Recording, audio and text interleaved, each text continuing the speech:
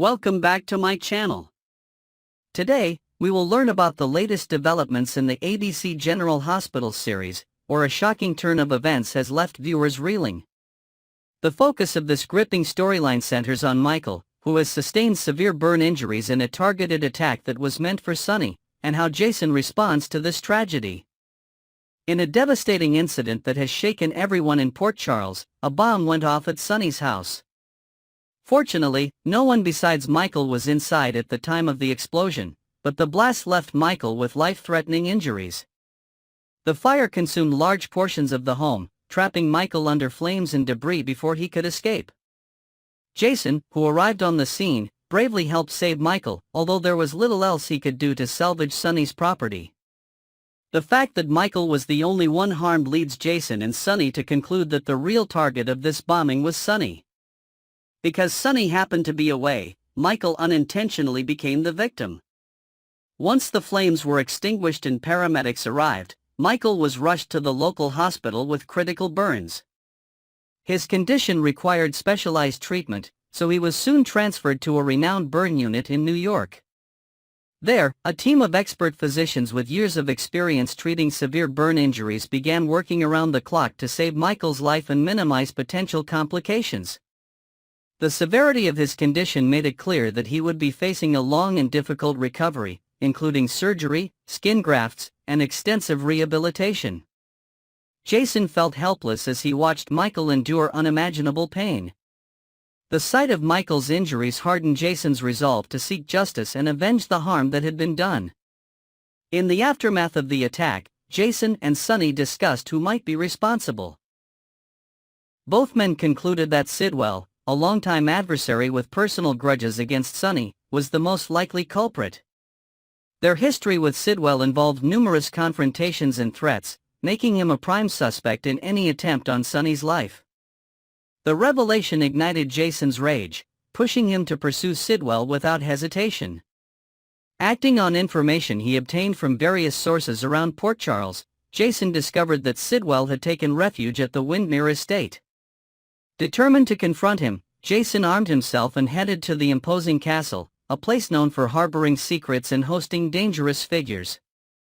As soon as Jason arrived, he cornered Sidwell, pressing a gun to his temple in a chilling standoff.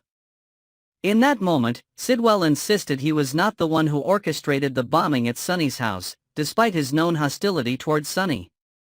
He claimed innocence and pointed the finger at Cyrus, another powerful figure in Port Charles's underworld, suggesting Cyrus was the mastermind behind the attack. Jason, still enraged by Michael's injuries and hardened by years of dealing with ruthless criminals, found it difficult to determine whether Sidwell was telling the truth. The suspicion of Cyrus's involvement only complicated matters further, but Jason was not inclined to let Sidwell walk free after all the evil he had already done. The possibility of Sidwell betraying them again weighed heavily on Jason's mind. In that instant, the desire for retribution overcame any lingering uncertainty. Jason pulled the trigger, killing Sidwell and putting an end to the threat he believed Sidwell still posed to Sonny and the rest of their loved ones. Though Sidwell's death provided some temporary sense of resolution, Jason could not ignore the accusation that Cyrus might be responsible for bombing Sonny's home. Cyrus was not a man to be taken lightly. His reputation for elusiveness and his extensive network of henchmen made him far more challenging to eliminate than Sidwell. Jason understood that, if Cyrus was truly the one behind the explosion, taking him down would require a carefully planned strategy and unwavering commitment.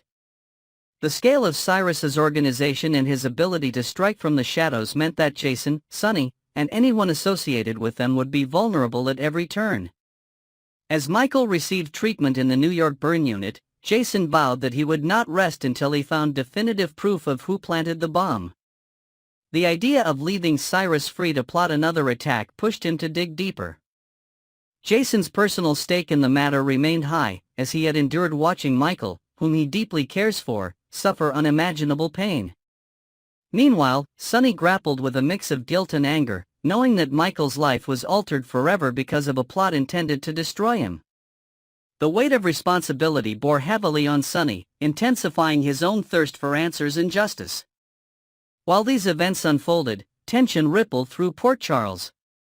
News of Michael's injuries and the bombing at Sonny's home spread rapidly, amplifying fears that the city's underbelly was becoming even more dangerous. Close friends and family members rallied around Sonny, Jason, and Michael, providing emotional support during this harrowing time. Their concern was heightened by rumors that a larger conflict might be brewing beneath the surface, given the possibility of Cyrus's involvement.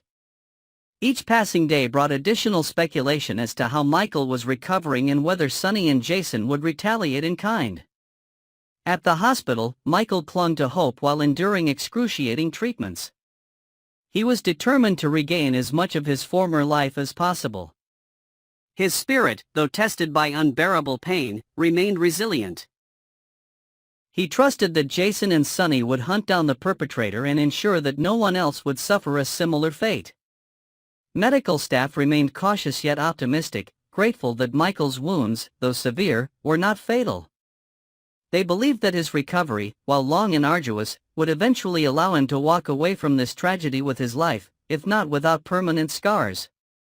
Back in Port Charles, Jason prepared himself for the possibility that this was only the beginning of a larger war. Sidwell's death might close one chapter, but if Cyrus truly orchestrated the bombing, the danger was far from over. Sonny, shaken by Michael's suffering, struggled to cope with the realities of a past riddled with enemies who refused to stay buried. The constant threat of retaliatory violence weighed heavily on him, especially with Michael's life already in jeopardy. Both Sonny and Jason understood that the stakes had never been higher. One wrong move could plunge them into an all-out conflict that threatened countless innocent lives. Even so, their resolve to protect Michael and avenge the bombing remained unwavering. Jason, having come face to face with Sidwell's twisted attempts at self-preservation, felt a renewed sense of urgency to root out any other conspirators. He would continue his investigation, gathering evidence and watching every move Cyrus made. If it turned out that Cyrus did organize the explosion, Jason would stop at nothing to secure justice for Michael, no matter how formidable Cyrus's defenses might be. The memory of Michael's burns, the anguish on his face, fueled Jason's determination every step of the way. As the story unfolds, viewers will witness a battle of cunning and strategy, with Sonny and Jason determined to hold the responsible party accountable for endangering Michael's life. Tensions will likely escalate as more details emerge, and loyalties may be tested among Port Charles's close-knit community. Only time will reveal whether Jason's lethal response to Sidwell's denial will lead him to the real culprit or leave him open to even more sinister attacks. For now, Michael's safe recovery remains their top priority, and until he regains his strength, Jason will continue his relentless pursuit of the truth, prepared to face whatever obstacles come his way. Next, we're diving into some shocking twists and turns that will leave you on the edge of your seat. Let's unravel the latest events at General Hospital together. Cyrus Renault's deadly reign of terror. This week, chaos envelopes General Hospital as suspicions mount over a series of mysterious deaths. Dr. Isaiah Gannon raises the alarm, revealing to Co-Chief of Staff Portia Robinson that a murderer may be lurking among the hospital staff. His fears are confirmed when another 4 is tampered with, delivering a fatal dose of digitalis to an unsuspecting patient. The tension intensifies as Portia comes face to face with none other than Cyrus Renault, the suspected orchestrator of these chilling events, just as he steps into an elevator. Her mind races as she begins piecing together the harrowing puzzle. Could Portia be the one to expose Cyrus's deadly game? One thing is certain, General Hospital is no longer a safe haven, and the race to stop the killer is on. A candlelit vigil, Michael Corinthos' fate. Elsewhere, tragedy strikes the Corinthos family in a way no one could have predicted. A fire engulfs Sonny Corinthos' penthouse, leaving destruction in its wake. While Sonny and Jason Morgan manage to escape, Michael Corinthos' fate hangs in the balance. The heart-wrenching promo teases an image of someone engulfed in flames, and later, a solemn candle is lit in the General Hospital chapel. This act of mourning strongly hints at Michael's untimely demise, leaving Port Charles in shock and grief. Carly Corinthos Spencer's tears flow freely as rage consumes her, likely aimed at the person or events responsible for this devastating loss. With Michael's presumed death, the Corinthos family is set to navigate uncharted territory, their lives forever altered by this calamity. Willow Tate's heartbreak and new beginnings. Amidst the unfolding chaos, Willow Tate faces a series of life-altering events. At first, she's blindsided by divorce papers from Michael Corinthos, a decision he reveals to his father, Sonny. Sonny, stunned by the news, questions Michael's motives, especially given his previous desire to repair the marriage. Willow, on the other hand, is determined not to go down without a fight. She confides in Drew Quartermain, hinting at a deepening connection between the two. However, just as Willow braces herself for a custody battle, Michael's tragic fate changes everything. Now, as a grieving widow, Willow may find solace and a chance for new love with Drew. This unexpected development opens the door to a fresh chapter in her life, though it's one tinged with profound sorrow. Port Charles transformed forever. As the dust settles, the ramifications of this week's events ripple through Port Charles. Cyrus Renault's reign of terror not only threatens lives but also exposes cracks in General Hospital's security and leadership. Meanwhile, the Corinthos family's loss reshapes their dynamics, leaving Sonny and Carly to grapple with unimaginable grief and the weight of moving forward. For Willow, the week marks a turning point as she navigates love, loss, and the possibility of starting over with Drew. Next, we will learn about a heated debate that's been stirring the drama pot in ways no one quite expected. Get comfortable because this saga takes us from Port Charles all the way to Prague and back again, with plenty of surprises, tensions, and heartbreak along the way. One of the most puzzling aspects of this entire ordeal is Charlotte's unwavering desire to avoid returning to Port Charles. Despite her family's hopes for a joyful reunion, Charlotte has made it clear that she's perfectly content staying on the run with her father, Valentine. Some insiders suggest that the young woman has developed an unexpected taste for travel and adventure. Perhaps she's been drawn to the intrigue of foreign locales, or maybe it's a way to forge her own identity away from her mother's watchful eye. Additionally, rumors hint that Charlotte has discovered a passion for artistic pursuits, like painting or playing violin in mysterious concert halls scattered across Eastern Europe. Either way, Lulu's steadfast plan to bring her daughter back might be teetering on the edge of a lost cause, especially if Charlotte refuses to meet her halfway.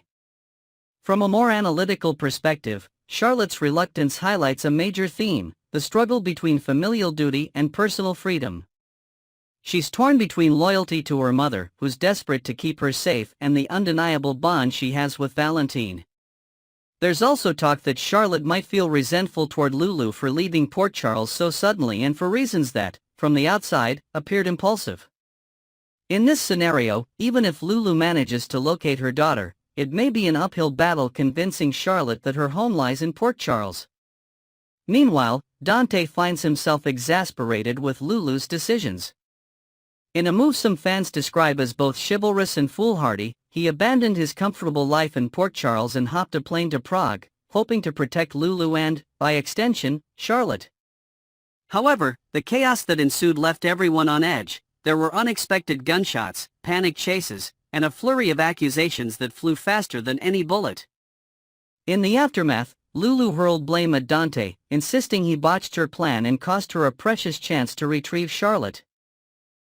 That verbal attack seems to have pushed Dante past his breaking point. But there's more to Dante's frustration than just Lulu's words. He's grappling with guilt over leaving Rocco back home, a son who has already endured the devastating loss of Sam, someone who was practically a mother figure to him. Dante worries that Lulu's tunnel vision on Charlotte ignores Rocco's emotional well-being. The poor boy may feel replaced or even abandoned, and Dante is painfully aware that losing Lulu again would shatter Rocco's fragile sense of security.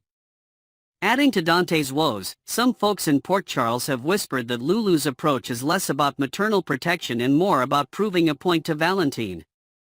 Regardless of whether that's true or mere gossip, Dante's predicament remains the same. How can he balance his loyalty to Lulu with his responsibility to a grieving son? If you ask Lulu, though, all roads lead back to a single priority: her children. She has two kids, her son, Rocco, who's staying in Port Charles, and her daughter, Charlotte, who's off on this whirlwind journey with Valentine. Lulu's devotion is fierce. She insists that nothing matters more than reuniting her fractured family, no matter how perilous or unorthodox her methods might seem.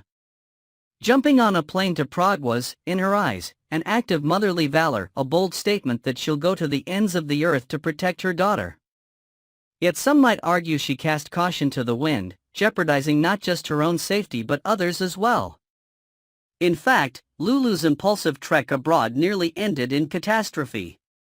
Whispers of nighttime ambushes and secret hideouts suggest that she stumbled into nefarious circles. It's even said she briefly put Valentine's life at risk, though he managed to slip away just in time to continue traveling with Charlotte. Lulu's single-minded resolve can be admirable. Many moms out there can empathize with doing whatever it takes to keep their kids out of harm's way. Nevertheless, critics point out that Lulu seems to have forgotten Rocco's emotional needs in the whirlwind. Having been separated from his mother for so long, the boy yearns for stability. Now that Lulu is back, shouldn't she focus on re-establishing her relationship with him first? That's a question that continues to plague Lulu's most loyal defenders. Of course, it all began when Lulu returned to General Hospital, sending shockwaves through Port Charles. She and Dante, who once seemed like the perfect pair, were now on a collision course, and their meeting in Prague became the ignition for an explosive confrontation. Onlookers in the GH community are still buzzing. How could a couple that once embodied stability end up bickering in foreign alleys and clandestine safe houses? Part of the friction comes from the raw wounds left behind by Lulu's extended absence. The local rumor mill claims she went off-grid for reasons unclear to even her closest friends, possibly related to her own personal struggles. So when she and Dante found themselves face to face in a city far from home, old resentments mingled with new tensions. In many ways, that confrontation in Prague was less about Charlotte's whereabouts and more about unresolved issues that had brewed between them for years. Opinions in Port Charles remain deeply divided. Some side with Lulu, applauding her unwavering commitment to her daughter, while others back Dante, praising his devotion to keeping the entire family, especially Rocco, safe and grounded. So there you have it, an intricate storyline laced with hidden motivations, looming danger, and a family caught in the crossfire of love and obligation. Everyone in Port Charles seems to have an opinion, and the debate has grown so fierce that even longtime fans aren't sure whose side they're on. Is Lulu simply being a courageous mother who can't rest until her daughter is safely home? Or is Dante right to worry about the toll Lulu's actions are taking on Rocco and on herself? Ultimately, the truth might lie somewhere in between, but it's up to viewers like you to decide. What about you? Do you stand with Lulu, championing a mother's instinct to protect her child at any cost, or do you support Dante, who insists on a measured approach to keep everyone safe? Let us know your thoughts, and stay tuned for more updates as this story continues to twist and turn.